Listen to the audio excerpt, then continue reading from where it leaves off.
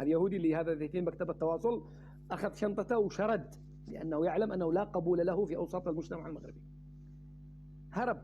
يقول لك هذا الأخ اللي تحت ولد العاصمة قعد 7 شهور يسكن في فنادق ما حد رضي يكري له من المغاربة. عندهم مكتب للتواصل وليس سفارة، والفرق كبير جدا. الفرق كبير بين السفارة ومكتب التواصل، أنت ما تفهميه. وانتم على أساس انتم ممانعين ومفالح. الغاز حقكم يذهب إلى الكيان الصهيوني. غاز. يلا افتحي وتكلمي. الغاز ديجا الغاز تاعنا عمره ما راح للصهاينه، هذه باش يكون في علمك. والغاز تبون والشركه سوناتراك طلبوا من مصر باش يصدروا الغاز لفلسطين، ومصر منعتهم، قالت لهم ما يعقبش الغاز عليا. ويا اسعد الشرعي انا نقولها لك، انا بنت الجزائر، انت ولا حبيت انا نطلع عليك لايف ونقنعت لك في الشاشه باللي انت طلبت تاشيره باش تدخل للجزائر وما عطاوكش التاشيره، والرد كان عليك سريعا. وتحب نوري لك طالب التاشيره تاعك نوريهولك يا اسعد، هكذا باش ما تزيدش خلاص تجبد الجزائر وما تزيدش تهدر على الجزائر، باسكو تاع التاشيره راهو عندي يا اسعد. هذا واش نقول لك انا كجزائريه حره. هاو عندي تطلب تاشيره باش تدخل للجزائر والجزائر رفضت لك رفضا تاما. وقولوا علينا واش حبيتوا تقولوا؟ المقاومه على بالهم شكون الجزائر، والفلسطينيين على بالهم شكون الجزائر. ونزيد نحطها لك في راسك، 80% من سكان فلسطين هم جزائريين الاصل، وحيط البوراق يشهد عليهم اخي الكريم. يا اسعد انا المره الجايه كي نطلع لك لايف انا نبارطاجي لك، ماذا بيك تجي باسكو نعت لك الاوراق تاعك نهار درت باش تدي الفيزا تاع الجيري وما عطاوها لكش، باسكو tu n'es pas la bienvenue dans notre pays. انت يا اسعد ماناش نعطيوك الفيزا باش تدخل لبلادنا، باسكو انت يا اخي الكريم يا ماني لا اله الا محمد رسول الله مطلع لايفات تاكل في الخبزه، كول الخبزه واسكت، باسكو انايا غدوه نفضحك ولا ما فضحتكش الليله يا اسعد الشرعي بالاوراق اللي قدمت تطلب فيهم الفيزا للجزائر. روح عند الحماركه، روح عند اسرائيل بيس ترحب بك، الجزائر ممنوع عليكم ممنوع. طيب اوكي سدي المايك لو سمحت. هاني سد المايك. سدي الله يسد نفسك، يعني على اساس جيتي باسرار مخابرات عبله. انت قدمت التأشيرة ولا عندنا لي زوم، ما عندناش عبله، احنا عندنا لي زوم حبيبي. احنا عندنا لي زوم. كي دخلت كي كنت مدير لاشين باش تدي الفيزا تاع الجزائر ديجا في الباب انت يا الناس ترجع ليهم باليومين والثلاث ايام، يا وانت رجعوا عليك سمسم. شوف عيبه، لا تفتحيش المايك هكذا، يعني نفتح المايك باسكو انت يا اسعد الجزائر ما عطاتكش الفيزا. تحب طيب اسمعيني تكره. وانا نقول لك واحد الحاجه، انا ما نسحق لا ورود ما نسحق حتى حاجه، يا اللي تسمعوا لتحت. هذا اسعد الشرعي مانيش عارفه واش نقول لك، ولا راك مسلم الله يطول لك في عمرك، ولا راك كونتر المسلمين ربي يطول لك في عمرك، ماشي انني نحكم عليك بصح باش ترخص بالجزائر. اسعد الشرعي القمه العربيه وحضور محمود عباس وحضور هانيه يشرحوا لك كلش اخي الكريم. اياك ثم اياك تزيد تهدر وتقول عبله يا اسعد يا يمني. هاو باش نقولها لك انايا وتصبحوا على خير. وانا وشنو كملتي ما كملتش باسكو نتايا الجزائر ما عطاتكش التاشيره باش تدخل. انا كملت. باقي عندك شيء يا اختي؟ باقي عندك حاجه؟ ما عاد عندك حاجه. روح تخدم وروح تحرر فلسطين وروح تحرر في غزه اللي مطلع القاس وتلم في الورود. قاعدين تلموا في الورود، مملكه الورود، لعنه الله عليكم. يا حجه تأدبي شوي الله يرحم والديك. ما واش نتأدب؟ مطلع لايف باش تربح فليسات. اخي الكريم مازالك راجل تقدر تخدم، انت تقدر تخدم. احنا قلت علينا تبونيين اخي، احنا تبونيين واحنا عبله، ما بصح الجزائر يا حمزه دقيقه حمزه لو سمحت خليني. وقول هذاك بني صهيون بيس بني صهيون طيب بيس، قول له غير اسمعي سكر فمك على ال 5000 شخص اللي قدمتوهم لبني صهيون طيب اسمعي والممرضات اللي داوهم بني صهيون، وحشموا على حجة. عرضكم يا اخي العسكر تاعكم هو الاول مع بني صهيون وقتلوهم المقاومه. المقاومه تشهد عليكم طيب. يا طيب. بني صهيون بيس. سدي المايك لو سمحت. هاني سد المايك.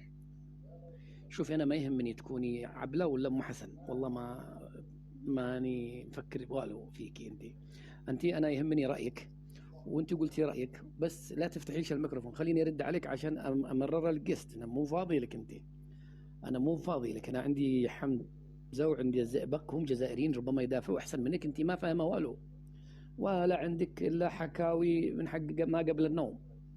انت شكلك قري يا جدتي يا ولي كل والله ما تتكلمي، والله ماني والله اسمعي اقول لك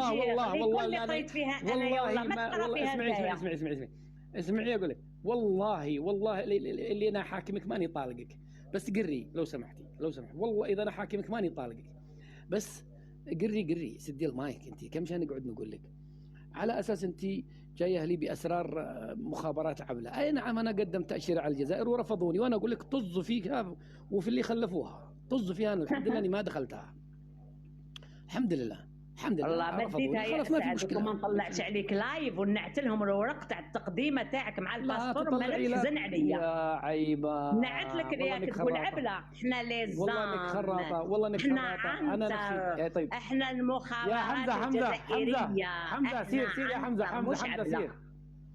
اختي الجزائريه السلام عليكم اسعد. سكتها يا اخي فهم يا اخي انت اسعد مدير لنا مسلسل هنا ماشي حوار هذا. وش هذا هذه جزائريه، هذه تعرف تتكلم هذه يا اخي؟ طيب فهمها انت يا اخي اذا هي تفهم ولا. نعم جزائريه والحمد لله، عندها راي وقالت رايها وعادي. والله ما قالت والو يا صاحبي، قالت خرابيط. المهم اسعد دوك نطاقيك اختي الجزائريه اسمعيني ونبعث لك خويا نهار دار باش يدي التاشيره تاع الجزائر وما عطاولوش الجزائر يدخلها. معليش اختي فهمنا صحيح، خلينا نناقشوا اسعد. وانا احترمتك حمزه على العالم انت حلو. انا اسمعيني اختي مول اللايف، انت مشكور مول اللايف، انت مشكور اللي طلعتني قاست وخليتني نعبر على روحي. طيب انا مشكور، بس مرة ثانية ما تشوف سنتيمتر يا حجة، مرة ثانية لا تكونش تطلعي وانت شاربه غاز، الله يرحم والديك، اطلعي وانت بكامل قواك العقلية. انزلي خليني انزلك سترا نسترك يعني. انا نازله بلا ما تنزلني. تحية الجزائر وعزمنا ان تحيا الجزائر. تمام تحيا الجزائر على عيني وراسي، بس انت جمعي انت مو مجمعة خالص، الله يهديكي. تفضل يا اخي حمزة. ثم نعم اسعد، انا حبيت نحييك لانك صراحه شخصيه يعني ذكي جدا انت ما شاء الله. انا كجزائريه انا اقول لك نحييك، انت شخص والله العظيم. انت جزائريه ولا جزائري؟ انا جزائري. أنا نحييك لأنك يعني روضت شعب كامل يعني صراحة. هذا كلام فارغ والله العظيم يا أسعد. ما عملته أنت لم يعمله جيمس بوند، يعني روضت ودخلت وتزوجت ومبروك عليك يا على كل حال. نقول لك مبروك عليك وأعزيك في الوفاة الوالدة تاعك، ولكنك أنت جيمس بوند أسميك. أسعد جيمس بوند. أنت دخلت والله العظيم أسعد. شوف أنت دخلت وشتمت وعفست والإخوانيين جعلتهم يعني صراحة أنت شخص موهوب وذكي. تفضل. ممكن أسأله. تفضل. أسأله. أخي حمزة ممكن سؤال؟ بارك الله فيك. تفضل. هل صحيح بأن 80% من سكان فلسطين جزائريون كما قالت هذه المجنونة التي نزلت؟ شوف أول حاجة ما تقدرش تقول عليها مجنونة، لازم لك تأكد من الفكرة تاعك، هذه صعبة نهضروا. والله تكرمت قلت مجنونة حتى أرفع عنها القلم، وإلا فهي الله المستعان. نجاوبك بسؤال، هل صحيح أن الشعب المغربي رأى الملك في القمر؟ صحيح أم لا؟ لماذا لا تضحك يا أسعد؟ لماذا لا تضحك يا ذكي؟ هل رأيتم الملك في القمر أم لا؟ طيب أجبني وسأرد عليك، لأن العقلاء لا يردون على السؤال بسؤال. أجبني وأرد عليك. سأجيبك. لا يوجد. أنتم هل رأيتم الملك في القمر أم رأيتموه في الغابون؟ هذا هو السؤال. رأيناه في القمر وفي الشجر وفي الغابون رأيته. خلاص صح. السؤال اليوم أسعد، أنت خلينا نرجع للموضوع. السؤال أسعد، أنت قلتي ماذا فعلت الجزائر لفلسطين؟ هذا هو السؤال.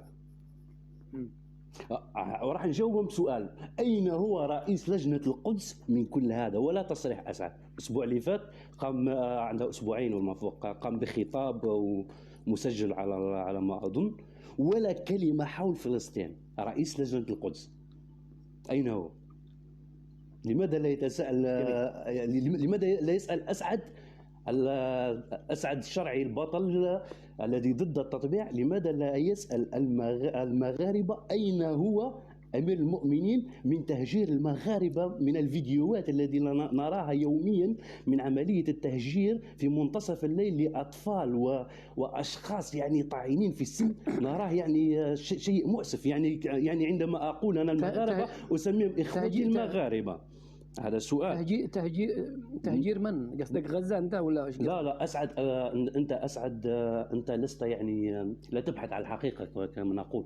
يعني أسعد لو ترى ما يحدث. نعم. تهجير من؟ تهجير المغاربة من بيوتهم يوميا وقسريا في منتصف الليل. فين هذا؟ فين؟ راح شوف فيديوهات. انا ما عندي فيديوهات، ولكن ربما من يهجر المغاربه؟ من؟ المخزن الصهيوني. وانت تعلم جيدا ان يهجرهم الى اين ولماذا؟ كيف يهجرهم؟ تهجير قسري، يخرجونهم من البيوت تاعهم بدون سابق انذار. ياتي المخزني ببدلته العسكرية، يعني نقدر نقول ممكن يحط علم إسرائيل ويهجر المغاربة من مساكنهم وبيوتهم. ألم ترى هذا يا أسعد؟ طيب أوكي، رأيت هذا. أنت ذكي وتعلم جيدا ما يحدث في المغرب. طيب أنا من كل هذا تناقشون الجزائر يعني تتعامل مع إسرائيل بالغاز. ولا دليل عندكم، ولا دليل. طيب جميل. ولا دليل على أساس الآن إذا أنا قلت لك هات الدليل بتهجير المغاربة. كاين فيديو والله يا أسعد. شوف يا أسعد اسمح لي. إلى عندك هاتف الآن، اكتب عملية تهجير القسري في الدار البيضاء. أكبر لك الشاشة هذا الشاشة كبيرة، وافتح التليفون انت. لا يلا بسم الله. انا ما عندي دليل.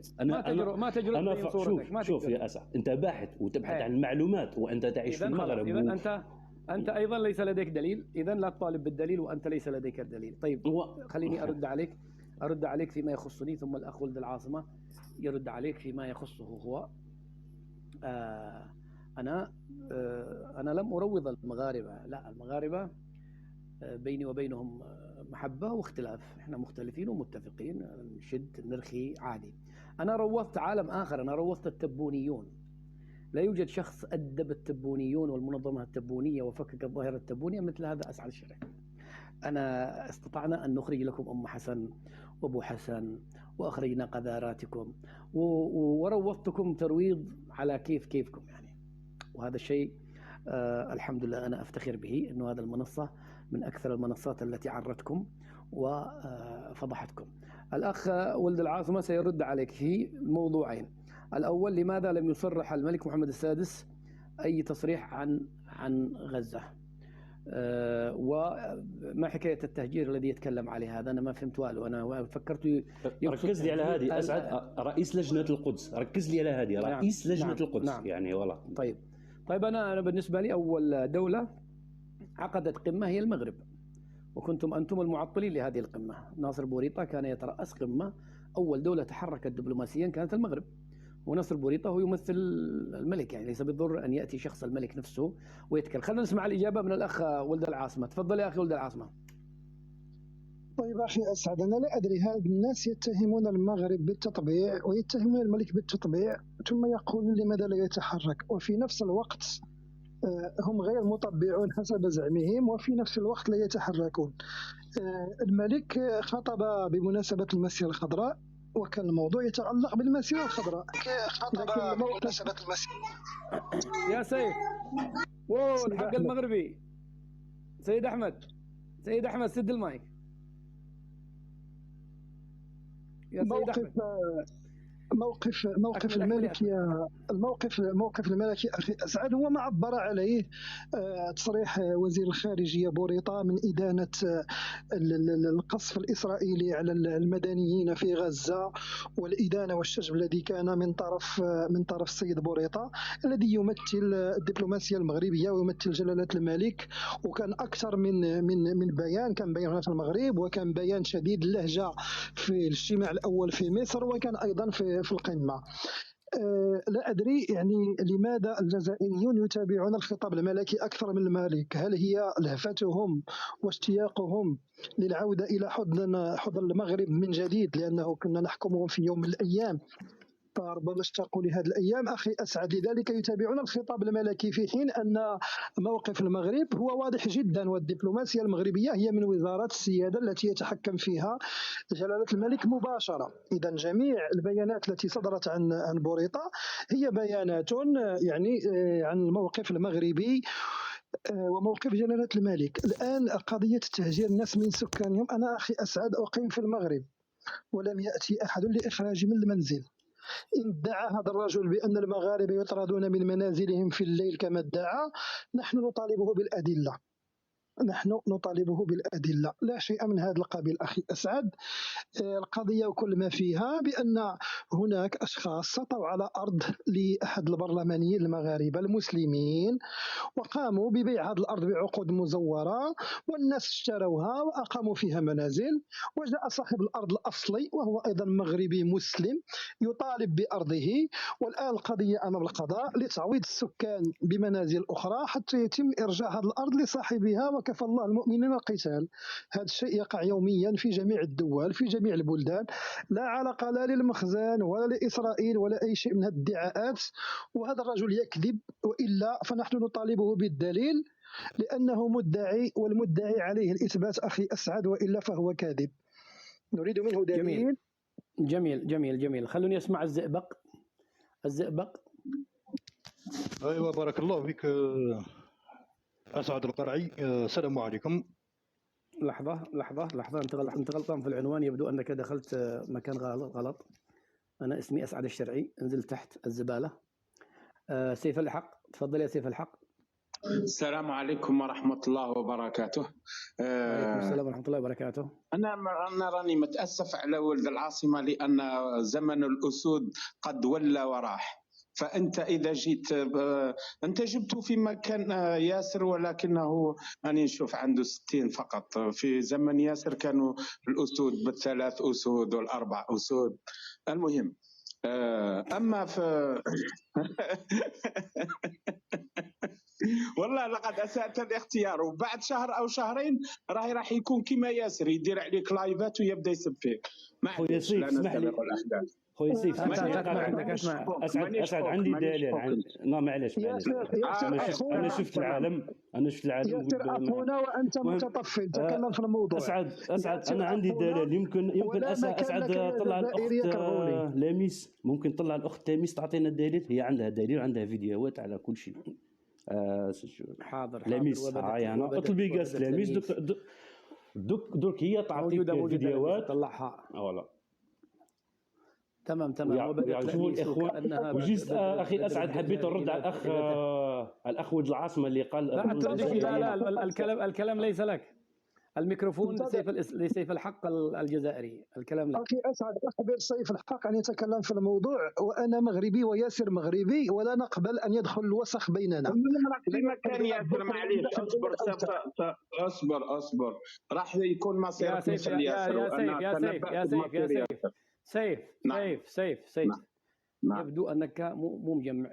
لميس يبدو عند لميس شيء. تفضل يا لميس وانت بقى شوية دقيقة. تمام. لميس. نعم. بما أنك طلبت الدليل يعني أسعد الشرعي، من تمالك ما شفتش الفيديوهات اللي في دايرة حالة في تيك توك في حتى تويتر، لكنني نقدر نمد لك الدليل راه قدامي، تقدروا تسمعوا درك الفيديو من أفواه مغاربة، وأنا أؤكد على ما قاله الجزائري أنهم خرجوا في الليل. نريد أن نشاهد يا لميس، نريد أن نشاهد ونسمع. نشاهد. اكيد دوك نعطي لك اسمع، وبصح الكاميرا ما تقدرش تفتح لي لانه التليفون مانيش دايره فيديو فيه. اسمع اذا مش واضح. لا لا لا لا صوت ما يكفينا صوت، نريد صوت صوره. اوكي اسعد شرعي، دقيقه واحده دوك نعاود نطلع الفيديو برك نعطي لك الصوت قبل ما تروح لي لانه لما تستعدي تعالي اطلبي الميكروفون. مرحبا. لكن دقيقه الصوت يعني يقدر يمشي ما عادي. لا لا لا لا لا لا لا, لا صوت هذا ممكن تركبي اي حاجه. لا اسعد اسعد لا تقمعها، انت تبحث عن حقيقه. اسعد انت تبحث عن دليل، هي عندها دليل. خليها تسمعك. لا لحظه لو سمحت الصوت لا يكفي. لا اعلم من المتحدثين. انا اريد صوت اسعد حتى دقيقه واحده اعطيك تسمع وتقدر تتاكد يعني كل التليفون قدامك ونقدر نعاود نطلع لك بالفيديو ماشي مشكل. اذا قبلوا جيمس بوند انت مغربي يا اسعد. انت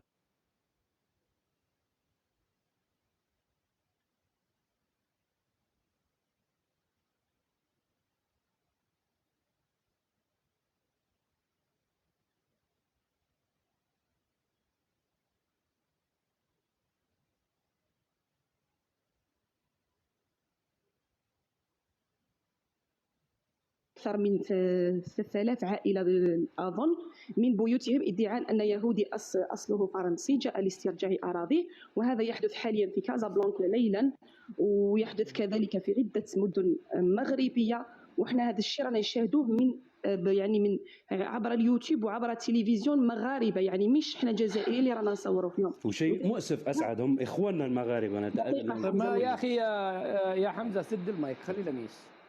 شكرا لك. يعني المعلومه كانت عندك، احنا حبينا نعطيك لانه نشوفوا بزاف يعني المغاربه لما تفرقت بهم السبل بينهم وبين اهلهم في الداخل في المغرب فوجهوا مشاكلهم للخارج. يا اخي المغربي انت لما تناقش جزائري ناقش الشرعي الذي كان كلنا اسرائيليون. بوريطه الذي اتهم حماس بانها ارهاب وقال دماؤنا مختلطه بدماء الصهيون. لماذا بارح خرجت شهيده اسرائيليه مروكيه الاصل؟ لماذا تتهمون الجزائر؟ اذهبوا وحلوا مشاكلكم. السكان يعني راهم يبكيو. مغربيه تبكي الان وتقول سياتون ويقولون لنا بعتوا لنا بيوتكم. اليك الفيديو. يقولوا عاود من بعد 2 سنين يقولوا المغاربه باعوا الارض ديالهم لاسرائيل، حنا غادي نموتوا على ارضنا واخا يعطيونا الملاير ما غادي نعطيوها لهم. حنا ما نخرجوش من الديار ديالنا ولا يطيحوا علينا القنابل، نموتوا في الديار ديالنا وما نخرجوش. شعب العمر باقي نموت دابا. شعب لا اله الا الله، شعب محمد رسول الله. أسعد شرعي أنا ما رانيش نستشفى هذا المغاربة بالذات الذين لا يعرفون التيك توك ولا يتهجمون على الجزائريين هم أشخاص جد بسطاء. فالذي يبكي فعلا أننا لم نرى ولا منصة على التيك توك تشتم هؤلاء الذين يخرجون الناس أبرياء من بيوتهم. لم أكن أبدا أتبع. الآن لميس أنت تعتبري هذا دليل؟ من فضلك أسعد شرعي أنت تعتبري هذا دليل؟ لا مش دليل. كون على ذوك الفيديو ادخل على اكتب فقط سكان طنجة، يعني منصات عابة يعني على مش غير المغربية يعني بزاف. طيب نقلت الخبر. إذا سمحتي لي دقيقة. تفضل. سدي لي المايك بس خليني آخذ وأعطي معك. أوكي. في ميكروفون آخر مفتوح. تمام. شوفي هذه مشاكل الإسكان وإخراج سكان وهد حي كذا موجودة في كل مكان، موجودة في كل الدنيا. في قضية مشابهة إذا أردت أن تبحثي عنها ادخلي جوجل واكتبي هدد جدة في جدة السعودية. تم تهجير 1,000,000 إنسان، هدموا بيوتهم في عشية وضحاها، هدم دون أن يعطوهم حتى مساكن، وسكنوا تحت الكباري وسكنوا في المقابر التي هي أغنى دولة في العالم. وإذا أردت أن تتأكدي من كلامي ادخلي اكتبي في أي محرك بحث هدد جدة. هدوا بيوتهم وخرجت مظاهرات وخرجوا الناس قالوا نحن في العراء، أخذوا في بيوتنا، نهبوا أموالنا، أخذوا دكاكين. يعني إذا حصلت في جدة مثلا مشكلة إسكانية وفي ناس هجروا من أماكنهم نتيجة أنه سيهد هذا الحي أو سيبنى بدله أو ستشق منه طريق مثلا، الله أعلم، أنا لا أدري خلفية هذا الموضوع، هذا وارد. تيجي أنت تصوريه على أنه تهجير وطردوهم، أعتقد الموضوع هذا وتدخلوا فيهم اليهود وتهجير اليهود، هذا كلام فارغ على فكرة. أما هذه القضايا، قضايا التهجير وما تهجير، موجودة في كل بلاد الدنيا. تفضلي. اوكي أسعد. نجاوبك على النقطة الأولى أنه في إخراج. أكيد نحن في الجزائر عندنا بيوت قصديرية ينحيوها لهم ويعطيوا لهم، لكن في المقابل ديار. أين تسكن المواطن؟ أنا لما سمعت المواطن يقول ليس لدينا أين نسكن، يعني أنت كي تخرج مواطن من بيت قصديري معك حق، يعني تقدر تخرجه وتعاود تبني أكيد هذا الشيء وارد في كل الدول، لكن المواطن في المقابل أين سيذهب؟ أنا لما رأيت زلزال الحوز في قياطين، لما يشوف الأخوة المغاربة يعيروا الصحراويين بالقيطون، ونشوف زلزال الحوز ليومنا هذا، والله من يوم ما بدأت أتداول أخبار المغرب، لأنهم بزاف يشوفوا أخبار الجزائر، كل يوم نشوف مظاهرة جديدة، كل يوم الجديد بالمظاهرات البكائيات العياط. يعني أين هذه المشاكل؟ أنا لما نشوف زلزال الحوز صندوق الصداقات اللي صدق به العالم حتى اللاعبين. طيب لحظة يا لميس، خلاص. أنت دقيقة اسمحي لي يا لميس، اسمحي لي، سدي المايك. دليلك مرفوض ولا يرقى إلى أن يكون دليلا، هذا أول شيء. ثانيا، هناك حكم في المحكمة وهناك حيثيات، أنت حتى تتجاهلين حكم المحكمة في طنجة. أتمنى سيلين أو عبد الله القرش أو ولد العاصمة، أي واحد منكم عنده حول هذا الأمر يستطيع أن يقنع الإخوة هذولا، يتفضل يفتح. اوكي شكرا لك. وكذلك نقطة طيب يا لميس، ابقي. لميس، طيب أنا أريد أسمع شيئا أخي أسعد. الأخت لميس استمعي أختي بارك الله فيك. الاجتماعي ولأكثر من 6 سنوات لا يزال السيد محمد من مدينة السوق غربيتيرة يعاني حرمانه من مسكن لائق، حيث لا يزال يقطن بمرحاض عمومي. وتابع وضعيته مع ديار بن داود. يعني يا أختي الجزائريون يعيشون الآن في المراحيض وأنت كتبكي على سكان الحوز يعيشون في قيطون. الآن عندنا جزائريين في العاصمة كيسكنوا في مراحيض وفي دور تحت الأرض، وأنت الآن جاية كتبكي. أنا أتحداك الآن أمام الجميع أن تأتي بدليل بأن المغاربة في طنجة تم إخراجهم من منازلهم. أنا أتحداك أن تأتي بدليل واحد أن صاحب الأرض أو من رفع عليهم دعوة هو يهودي، سواء مغربي أو غير مغربي.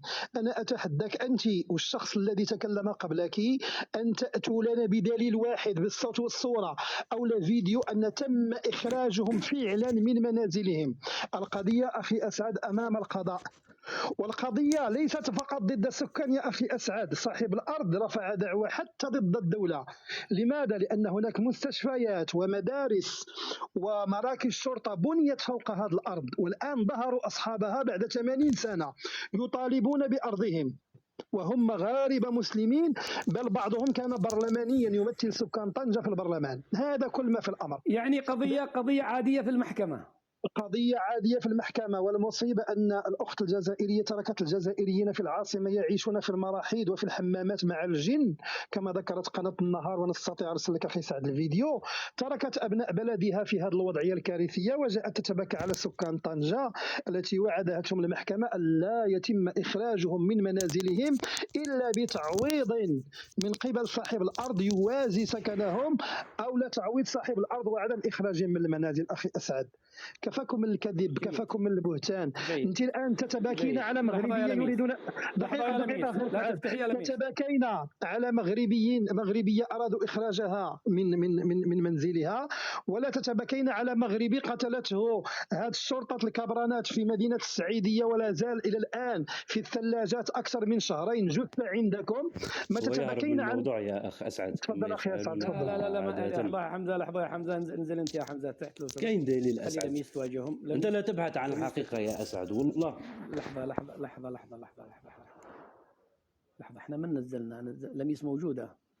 نزلنا عبد الله. أنا سأعطيك حق الرد بس. لا في النقطة هذه من فضلك، في النقطة هذه باش ما نفوتوهاش ونخليك من فضلك. طيب عبد الله القرش نزلتك بالغلط. نحن تعودنا على المغربي أنه يستوحي من واقعه. منو هذا؟ هذا واحد اخترق اللايف يا جماعة، اخترق اللايف. خلوني أقدم. يا الله ما يسمع هذا واحد طلع هذه اخلاقك يا ابن الشهداء. في واحد مخترق اللايف، ابناء الشهداء. في واحد اخترق اللايف، في واحد اخترق اللايف، اسمعوا اخلاق ابناء الشهداء. هذه اخلاق ابناء الشهداء يا اسعد. هذه اخلاق ابناء الشهداء، هذه اخلاق ابناء الشهداء. يا اسعد اعمل جوله، اعمل جوله حتى ينزل، اعمل جوله. انا ما عرفت كيف اعمل جوله، كيف اعمل الجوله. اطلب شي حد يدير معك جوله. اطلبوا يا اخي، اطلبوا الجولات، اطلبوا الجولات. نزل الجيست، نزل الجيست اولا يا شباب، واحد يطلب. نزل الجيست. مانيش داري كيف انزل الجيست، والله ما لي علم كيف انزل الجيست. هذه اخلاق ابناء الشهداء. الله يلعنكم. هذا اللي جدوا جمجمته ما زال في باريس. انا سأنهي اللايف. ارجعوا اللايف.